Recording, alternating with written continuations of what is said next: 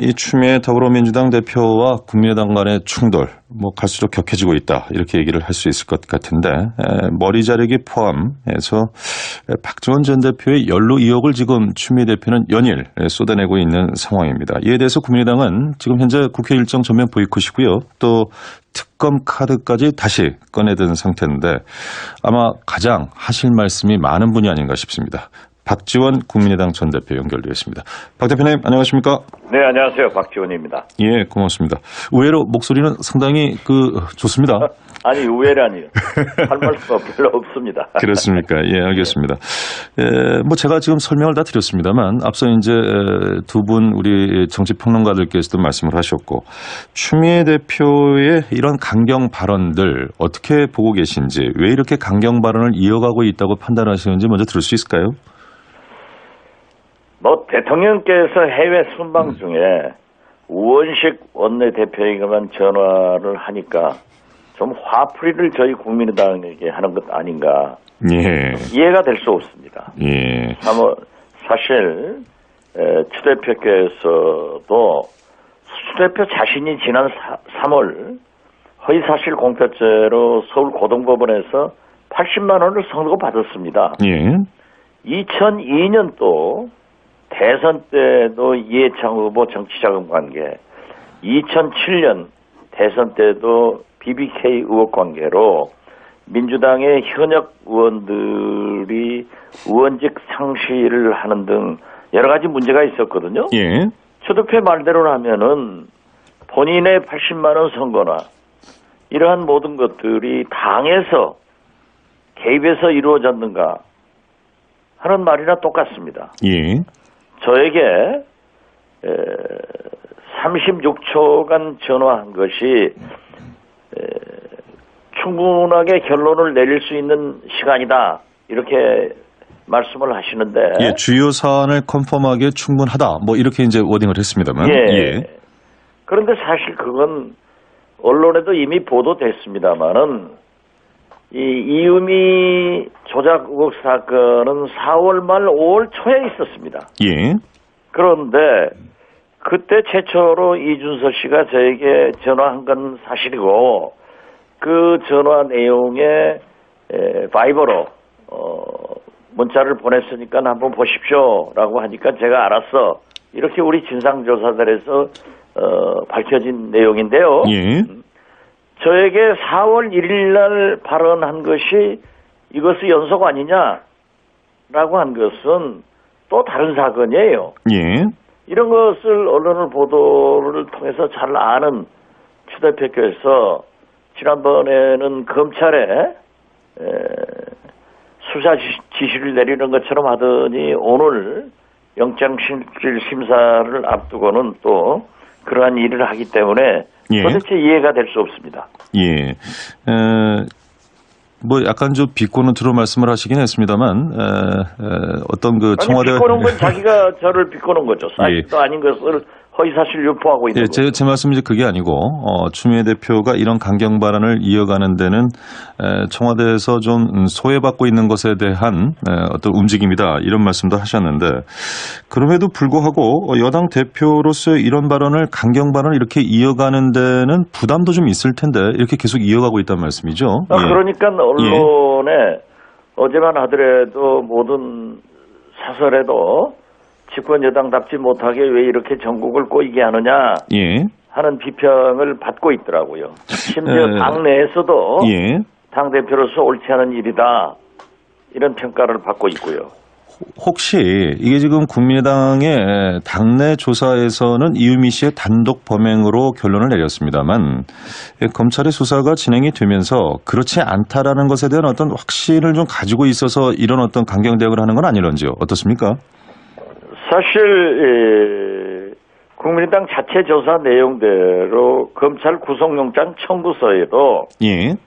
이유미 씨의 단독 범행으로 확인을 하고 있으면서도 이 미필적 고의를 적용해서 예. 피의사실 공표죄로 순차 공범이라는 해괴한 이유로 구속영장을 청구하고 있습니다. 예. 그러면서 그 구속영장 청구서에 보면은 이후에 조작된 제보를 좀 더 확인하는 검증 절차를 거쳐야 하는데 거치지 않았다. 예. 거치지 않는 과정에서 혹시 이 제보 내용이 가짜일 수도 있지 않았느냐 하는 점을 알았을 건데 예. 가능성이 높다. 그렇기 때문에 미필적 고의 즉 허위 또한 미필적 고의가 있다. 미필적 고의가 있다 이렇게 했는데요. 우리나라 검찰이 특히 말이죠. 순차 공범이라고 하는 것은 제가 알고 있기로는 일본 판례 유죄 판결이 몇 건 있고요. 예. 우리나라에는 극히 드문 겁니다. 예. 이 검찰총장 후보자는 진술이 아니라 증거 조사를 해라 했는데 모든 증거를 가지고 있으면서 거기에서 확인을 하지 못하고 가능성이 있다. 예. 혹시 이런 내용을 가지고 검찰영장 청구를 하는 것은 과연 대한민국 검찰다운가? 저는 추미애 대표의 그 지시가 아니면 예.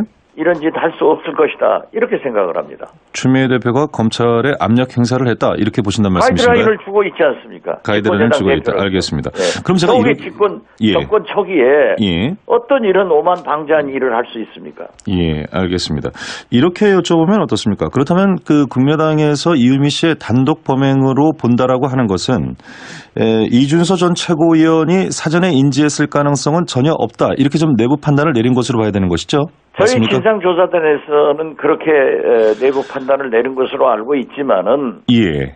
저는 검찰 조사를 시작했는데 예. 왜 진상조사단이 필요하느냐? 검찰 수사에 완전히 맡기자라고 처음부터 주장을 했습니다. 그럼 검찰은 지금 검찰 수사가 방금 제가 영장 청구서 내용을 일부를 제가 말씀드렸습니다마는 이런 식으로 나오는 것은 집권여당의 대표가 검찰 개혁을 앞두고 인사를 앞두고 정권 초기에 2달 만에 이런 짓을 하면은 과연 검찰 개혁을 할 수 있으며 정치적 독립이 가능하겠는가? 예, 알겠습니다. 하는 것을 알아야 됩니다. 예, 검찰이 지금 뭐 무리한 영장 청구라고 말씀하셨습니다만 영장 청구를 한 배경에는 적어도 이 전 최고위원이 한 3번 정도는 이 조작 가능성을 인지했을 가능성이 있다. 물론 이제 가능성을 두고 영장 청구 자체의 어떤 부당함을 말씀하시긴 했습니다만 한 예가요. 폭로한 다음 날이죠. 6일 저녁에 이유미 씨가 어찌됐건 이준서 전 최고위원에게 전화를 걸어서 이게 허위 제보다라고 얘기를 했고요. 다음 날에 당에서 2차 회견을 했습니다. 근데 그때까지도 조치를 취하지 않았다. 그렇다면 이건 문제가 있는 것 아니냐. 이제 이런 검찰 시각도 있는 것 같습니다. 어떻습니까? 저는 구체적 내용은 알지 못합니다. 예. 그러나 어떠한 경우에도 검찰은 명확한 증거를 가지고 해야지 혹시나 가능성이 있다. 이런 걸 가지고 신변 처리를 하려고 하는 것은 옳지 않다. 그러나 어떠한 경우에도 검찰이 구속영장 청구를 했기 때문에 현명한 사법부의 판단을 오늘 받아보자. 그래서 기다리자 하는 것이 저의 자세이고 우리 당의 태도라고 저는 생각합니다. 예, 이 전 최고위원에 대한 오늘 이제 영장 실질 심사가 있고요. 아마 오후쯤에는 이 발부 여부가 결정이 날 것 같은데 요즘 추세는 이게 물론 영장 발부라는 것이 유무죄를 입증하는 것은 아닙니다만 이제 그런 식의 분위기가 돼버리긴 했습니다. 만약에 영장이 발부되면 국민의당 지도부로까지 수사가 확대될 것이다. 이런 예측이 나오고 있는데 어떤 대응이 가능할까요? 만약에 영장이 발부되면? 만약을 가지고 지금 얘기하는 것은 굉장히 위험합니다. 예. 그렇기 때문에 저는 어떠한 경우에도 오늘 중에 영장 발부 여부가 결정될 것이기 때문에 그때까지 조심스럽게 주시를 한다. 그리고 여기에 대해서 얘기할 필요는 없다 이렇게 생각합니다. 예. 2880번 쓰시는 청취자께서 이런 질문을 주셨습니다. 추미애 대표가 검찰에 수사 가이드라인을 제시했다라고 박 대표님이 말씀을 하셨는데 국민의당에서 이렇게 부당성을 자꾸 이야기하는 것도 수사 가이드라인을 선수치는 것 아닌가 이런 질문을 하셨는데요. 어떻습니까? 그건 추미애 대표가 그러한 허위 사실을 유포하고 월권 행위를 하기 때문에 우리 스스로는 여기에 대한 반격을 하는 거지 검찰에 대한 압력을 야당이 어떻게 할 수 있습니까? 그리고 우리는 어떠한 경우에도 검찰에서 소환하는 모든 사람들이 검찰에 나가서 조사받을 수 있도록 충분히 협력했다. 그리고 여기에 대해서 어떠한 이유도 제기하지 않았다 하는 것을 거듭 밝힙니다. 추미애 대표와는 이런 SNS-상이나 공식 언급 외에 따로 전화 통화를 하시거나 그러시지는 않으셨는지요? 그런 것은 없습니다. 알겠습니다. 당이 상당히 어려운 상황인데 어찌됐건 안철수 전 대표의 침묵이 길어지고 있다. 이 부분에 대해서도 뭔가 좀 의견 표명을 해야 되는 것 아니냐라는 얘기가 많이 있습니다. 여론이. 어떻게 보십니까, 대표님은? 물론 그러한 얘기가 많이 있지만은 제가 알고 있기로는 안철수 대표 스스로도 이러한 내용을 보고받지 못했고 알지도 못했습니다.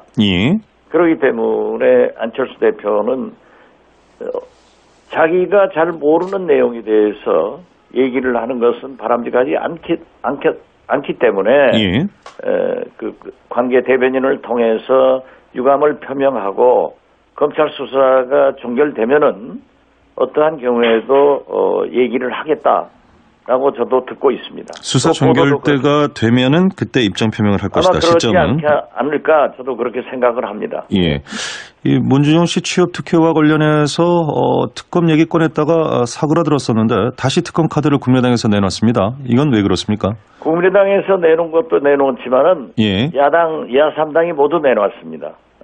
지금 뭐 솔직히 얘기해서 취업 비리 의혹은 간 것도 없고 조작만 남아가지고 이것을 자꾸 침성봉대하는 건데는 본질이 좀 어디로 실종되고 있는 것 아닌가 이런 생각을 저도 갖습니다.